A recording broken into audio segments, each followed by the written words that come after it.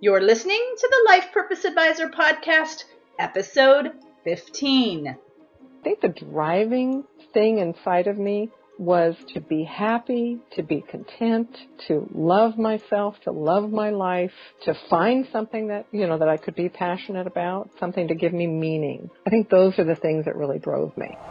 You're listening to the Life Purpose Advisor Podcast. Life purpose, spirituality, higher calling, personal growth, meaningful life. We ask the deep questions about living a balanced life of meaning, purpose, and joy.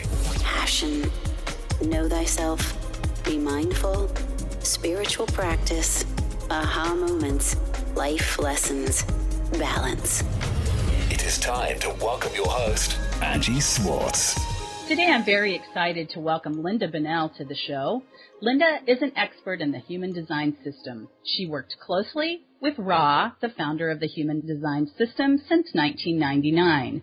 The Human Design System is a logical, mechanical, and graphically illustrated system which maps each individual's unique genetic highlighting. She is an esteemed educator and author in the field and is currently the director of the International Human Design School. Welcome to the show today, Lynda. Thank you, Angie. Thank you for having me. You have such an exciting story with human design itself, which I can't wait to hear about, but I also am looking forward to asking you some very deep personal questions about your own purpose and how you became the director of the International Human Design School. Okay. Two very exciting stories that we're going to be pressed to fit into a short period of time today. Can you tell everyone that's listening a little bit about what human design is? Yes, human design is a tool that allows you to see graphically, like you said in your introduction, just who you really are and who you're not.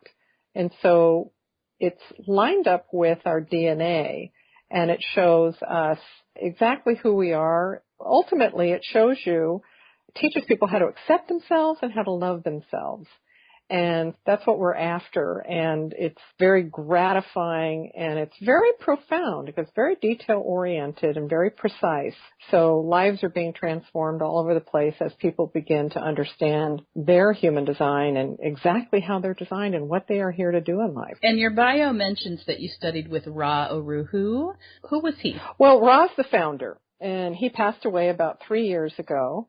He founded Human Design, I think it's like 28 years now, and he brought it into the world. He traveled all over the world telling people about it, sharing it with people, and I met him in about 1999, and I began to study with him, and then eventually in 2010, he asked me to take over his school, the International Human Design School. So I took it over in July 2010, and I had been the dean of the school for several years before that. But I took it over in its entirety then, and then unfortunately 9 months later he passed away. But he was my teacher, and he was really a great man. If I remember correctly, he didn't live in the United States. He did for a short period of time. He was born in Toronto, Canada. He lived quite a bit of his life in Europe, and he came to the United States to spread human design right about the time that I was first getting involved in it. He lived in Taos, New Mexico, and then he lived in Sedona for a while. And so I studied with him while he was here. I traveled to Europe to study with him there. And then when the advent of learning things online happened, I began to study with him online. And he passed away while living in Spain. And I'm sure that meeting him had to be a big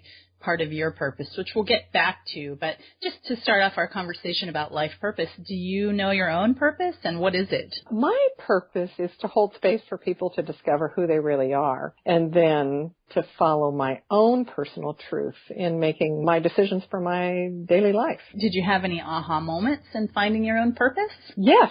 Yeah, absolutely. I mean, I knew from a very early age, probably in my 20s, that I wanted to somehow be involved in personal growth because it was helping me so much. And so I wanted to be involved in that in terms of helping other people, but I certainly wasn't ready at that age. I had to go through some life experiences.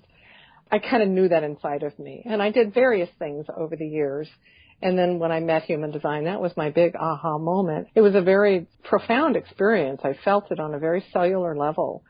And I knew that I had to know more about this, and I had to study it, and I wanted to become someone that could help other people using this tool. That was a hugely life-changing moment. What were you doing when human design came into your life? How did that open up for you? I was working in the corporate world. I had a 33-year career in corporate America. When I met human design, I was very involved in that. Then I took a leave of absence for a while so I could slowly see if I wanted to completely leave it, transition out of it, and I couldn't go back. Once I had taken that leave of absence, there was no way I could go back. I had to move forward. Isn't that the truth? The same thing happened to me when I took a sabbatical. You never imagine where your life is going to go next. All I wanted to do was study human design, and that's how I filled my time. Yeah. When your purpose shows up like that, kind of smacking you, there's no other choices, right? Yeah, exactly. So there must have been some things that were happening in your life that were maybe difficult, that were influencing you to want to take a leave of absence, or were you just done with corporate America? I felt like I was not living who I really was.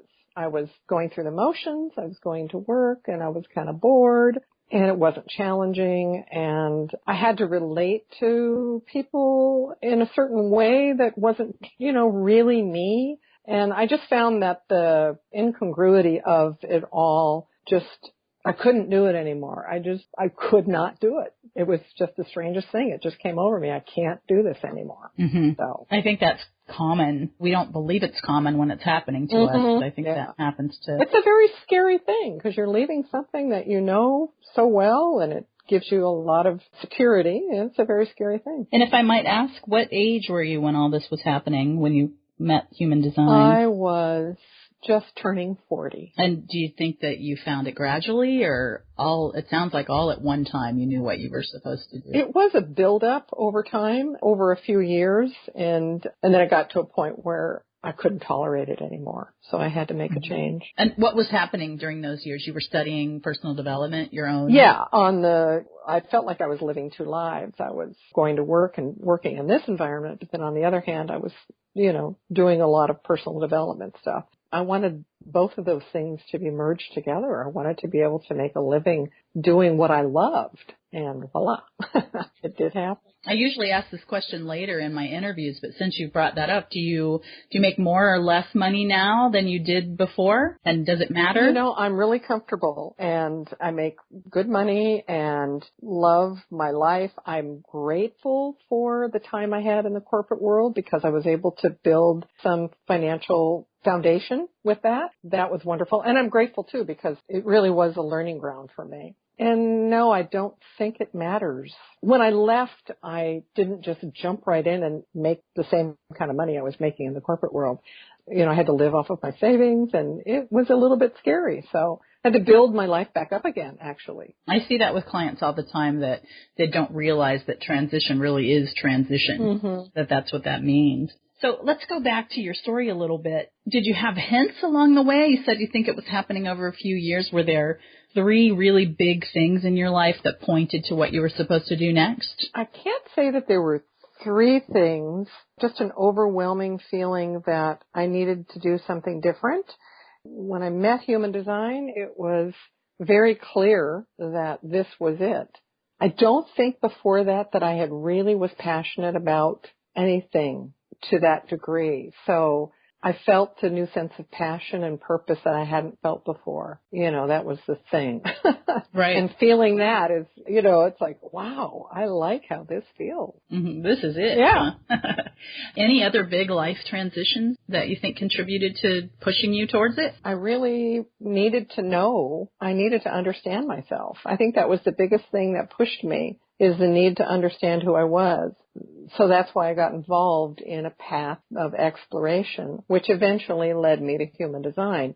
And it was funny, before I met human design, I kind of was done with exploring all these different things. And I thought, okay, nothing interests me anymore. And then I had a friend who said, you should really check this human design thing out. And I said no at least 3 times. And she asked me again, and I said, well, all right.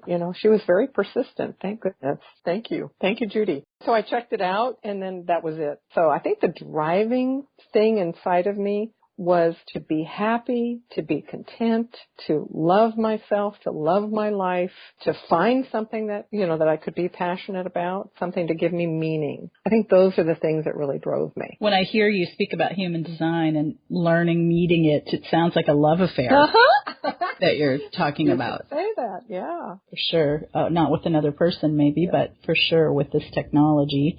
May I ask you about your spiritual beliefs? Sure. What are your spiritual beliefs, and what role do you think spirituality plays in igniting your life purpose? I am not a religious person as far as being involved in any kind of organized religion. That's not something that I'm interested in. The role that I think spirituality plays in my life is that I have this belief that we are all here to move consciousness forward and to wake up, and we're all involved in this grand experiment to evolve the physical form to prepare it to be able to house the true potential of consciousness.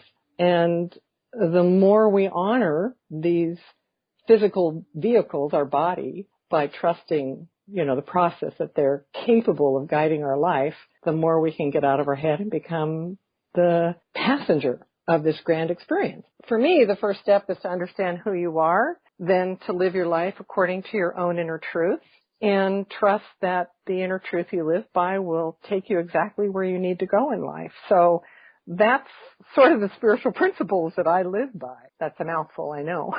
No. Do you believe that there's something bigger than you, God, the universe, any of those things? Absolutely. And what do you call that? I usually refer to it as the universe, and I find myself saying often, thank you, God.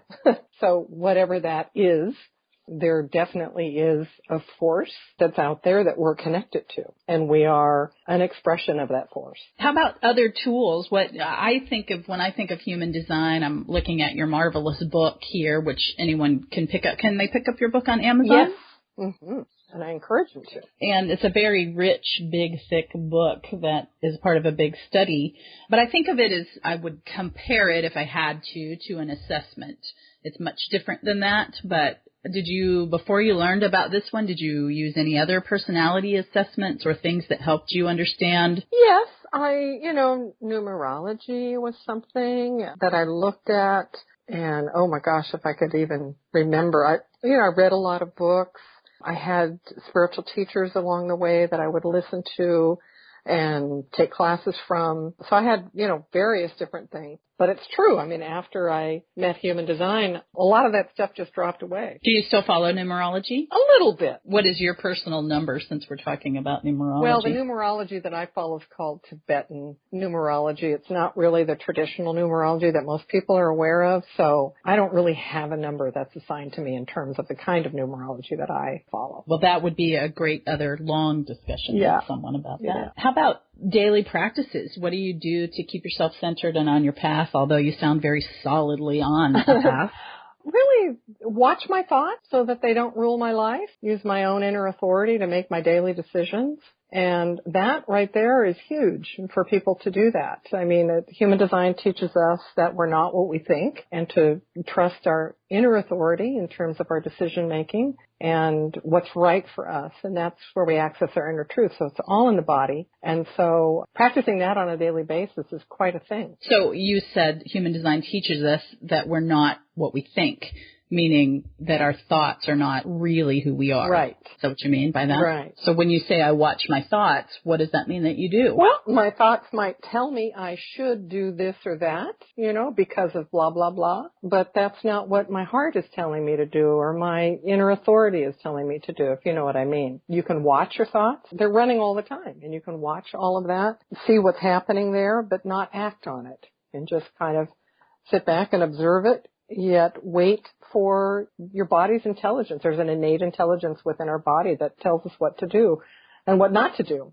For me, in the human design language, I'm a manifesting generator. My feelings are really all about, what's correct for me, responding to something and then just really getting in touch with how I really feel about that. And that can take some time. Our thinking mind is always trying to dictate our life to us. Mm-hmm. I try not to follow that. Would you say you're a meditator? I don't have a daily meditation practice, no. But it sounds like it's part of your life. Yeah. It's your conscious observation. I used to meditate, but what it's come to be is all about being in that constant state of meditation in terms of being aware. You mentioned that you're in human design, you're a manifesting generator. Mm-hmm. Human design has 4 different types of people with lots of layers to those. Is that right? Yes, it's very multi-layered at the basis. There's 4 different types, and then we build from there. They're all very unique. I mean, every person is very unique. And why is that useful to someone? Because if you know what your type is, it gives you a general strategy of how to interact with life around you. So, for example, if you happen to be a generator, your strategy in life is to respond to life rather than to initiate. And then through that response, you're allowing your body to guide you in what's correct for you. For some people, that's a very hard thing to grasp because we're taught that we're supposed to go after things and to initiate things. In human design, it teaches us how to work in life, be in life according to who we really are. Right. Hard to describe it in a soundbite. I remember when I first learned about your technology and had you do a reading for me, like the biggest thing that I had a hard time understanding was the advice from human design for me was wait for the invitation. And that's so contrary to how a type A person lives their life. But I've used that many times over the years since then. Human design is a really interesting system because it's really something that you get some basic information about who you are, and then you go out in the world and you give it a try and you see, you reflect on your life and you look at what you've been told and then you give it a try. I mean, basically, it's an experiment. You have to experiment with your strategy and projector, which is what you are. Waiting for that invitation means that if somebody invites you into something, you're being recognized. And this is very key for a projector. And then you know that feels like correct recognition and a correct invitation. Then you know that those are your people. And this is definitely an area that you can step into. Otherwise, if you're not waiting for the recognition and the invitation, you're guessing or you're operating through your thinking mind rather than through your body's awareness. I was just thinking about human design last week after Christmas because I really needed to just take a day off from being in everyone else's energy after the holidays. It was all good, but we could talk about the specifics of the human design reading for hours, and I would encourage anyone that's listening to go get your own. Maybe we can talk Lynda into giving us an offer later. Sure. So you mentioned that the physical body is everything. If someone's out of touch with their physical body, how do you think that impacts knowing their wholeness and their truth? I think it impacts everything, and I really think it's the foundation to illness. Human design teaches us that our body is really the thing. We're in these vehicles. Our consciousness incarnates into these bodies, and these bodies are here on the earth to take us on this journey, to have all the experiences, people, places, things, so that we can have the experience that we're here to have, and so that our life purpose can unfold. And I get asked a lot about, well, how do I find out my life purpose? And I say, well, listen to what your body is telling you. Don't listen to what your mind is dictating. Let go of what you think your life is supposed to look like and allow your body to guide you. It's not always easy because we haven't been taught this. We haven't been taught to learn to trust our inner guidance, our body consciousness. It's a very important thing to get in touch with. So if you're living your life from your mind and you're not in touch at all with what you're... See, for me, when I made that transition from corporate to what I'm doing now, my body was screaming at me. I mean, I could feel it, and it was coming at me so strongly I couldn't ignore it anymore. A lot of people continue to ignore it. They might take some antidepressant medication, or they might drink or, take substances to feel better so that they fit in with what they think they should be doing with their life. One of my sayings to people that I work with is, let go of who you think you're supposed to be and let your body guide you. And it sounds very easy to say, but it's not an easy thing to do because a lot of people get to this place when they're in their 40s and 50s and they've had that many years of doing it the other way. It's really about retooling or reprogramming how you're going to live your life. But something's happening out there because the more human design is growing, as you were saying earlier, more and more people are talking about it. more and more people know about it. I was at Federal Express Kinko's getting a poster printed a while back, and some guy looked at it and he goes, "Oh, you know about human design?" And I go, "Yeah, I sure do." A little bit. I know a little bit about that. It's getting out there by word of mouth because it works and it's having an impact and it's changing people's lives for the better. So that's the proof. What do you think about people that are in deep emotional stress? Like, how does human design help with that? My advice to people that come and really want to get their life straightened out using human design is it's a day-by-day thing. You take a step today, and then you take a step tomorrow, and then you take another step. And before you know it, you're living the life that you're meant to live. And all these other things that you're not here to do or that aren't really correct for you anymore begin to drop away. And that can include people, places, things. It can include a lot of things, but you just start today. It could even be what you respond to eating today, who you respond to being with today. And then as you move through it, I had a lovely woman, was a student of mine, projector, and she was in a job that she knew wasn't right for her because she'd come to human design. She learned about herself and she was learning about all strategy and authority and all these things. And she says, I wasn't really invited into this, but here I am in this job and I need the job. I can't quit. She said, what should I do? And I said, well, just be who you are starting today and see what happens. See where that journey takes you. And she came back to me months later and said, I did what you suggested. I didn't lose my job, but I got promoted into a position within the company that is in alignment with who I am. I'm now doing some teaching and doing some other things that was more correctly for her. And she feels that her purpose is now, she's in the right place. So she just took it day by day and then watched the shift. It's about trajectory and geometry, and it's so important where you're at. And as you begin to live according to who you truly are, you start to realign your life on the track that it was meant to be on. It's a phenomenal thing to watch when this happens for people. I find that a lot of times when people are going through difficult life changes, they forget that they're not going to be there forever because it feels like that's where your life is. But in fact, life is always moving and flowing and changing. Right. And you can impact, as you stated, where you're going next just by a little adjustment in your compass. Yeah. Start making decisions as yourself. Right. Don't do things because your mom said you should, or that person, that magazine, that TV commercial, or they said you should do this. Do things because it's right for you. Your higher self knows the way, right? Have you encountered resistance from your friends or family? This is quite different for you than what you were doing before. Yes, but I feel like the resistance is really myself. It's a reflection of my own inner resistance, if you know what I mean. I do. So if I see it, then I realize that there's something in me that's not comfortable with who I am being at that moment. You wait long enough, and that can shift.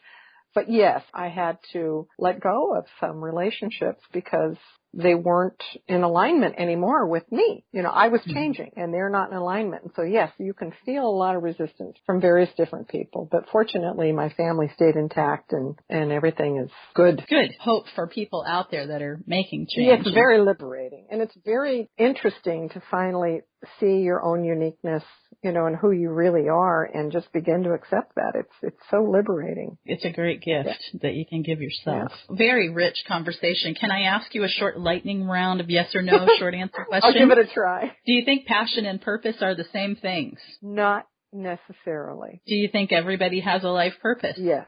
On a scale of 1 to 10, 10 being high, how important is following your joy and igniting your purpose? If you mean following your inner truth, it's a 10. Did you ever quit your job to follow your purpose, and do you think somebody needs to quit? No, I don't think they need to quit. And yes, I have. But it's not the path for everyone. What brings you great, great joy, Lynda? My grandchildren and my family. I've come to a place in my life that I just think relationships are everything. And yeah, that's what brings me the greatest joy. Absolutely. And nature. Nature brings me incredible joy. That explains a lot about why we're friends. I agree with you on both of those things. If you unexpectedly amassed a good-sized fortune, what would you do differently? That's a good question. I might stop working as much and spend more time, doing creative things and I recently, in the last year, started weaving baskets, and I'm really getting into it and enjoying it. I might do more travel and take classes and do things that are in that realm, but I do love my work. So, I just maybe have a different balance with it all. So just in closing, tell us, what should listeners learn from your life? I guess you have to follow your nature, and that brings happiness. Following your nature, following who you are, really brings the happiness. I remember a moment in the corporate world that just flashed in my mind, and I had won awards every year, I think President's Club like 10 years in a row, and it was the 10th year that I had won President's Club in my career at corporate, and I was accepting the award, and I got a gold watch, So I was accepting all of that, and I walked away, and I thought, this isn't it. This just isn't it. It's got to be something that you feel passionate about, that you feel joyful about. It's got to be it. That will bring you the ultimate happiness. What kind of function did you perform in corporate? I was involved in sales and customer service and management. Going back to what you said, I remember a specific day when my life from the outside looked like everything was perfect. And I remember just in my 30s going, is this all there is? Right. Like, really? This is it? Right. And boy, when you ask that question in your mind, the universe is right there ready to kick you in another direction, for sure. Yeah, when you notice that, it's a big thing. Many people don't know it. I didn't notice it for years. And then all of a sudden you say, whoa, this is it, huh? And I think what you said before, like you just couldn't tolerate it anymore. Right. It's not too hard to make decisions if you're listening to yourself. Right. Or listening to your body, I guess, in your words. Yeah. I would love to expose everyone to human design. Can we make an offer for people, let them know how to find you? And Absolutely. It's www.ihdschool.com. ihdschool.com stands for International Human Design School. And if you go there, you'll see there's an area where you can get a human design report. It's about 55 pages. Is that all, Lynda? 55 pages? Yeah. They can have 20% discount if they use this code, which is F as in Frank, E as in Edward, 9, B as in Bob, 562. So 20% off. Thank you very much. 20% off, and it's F as in Frank, E as in Edward, 9, B as in Bob, 562. Doesn't matter if it's lower or uppercase. If you type in those letters, then it'll give you a 20% discount off the report. And it's a good place to start. From there, you can kind of get a sense of some basic information, and then I would recommend that people actually get a human design reading from an analyst, and there's a list of analysts on my website, but if you want a specific recommendation, you can send me an email at Lynda, Lynda, at ihdschool.com.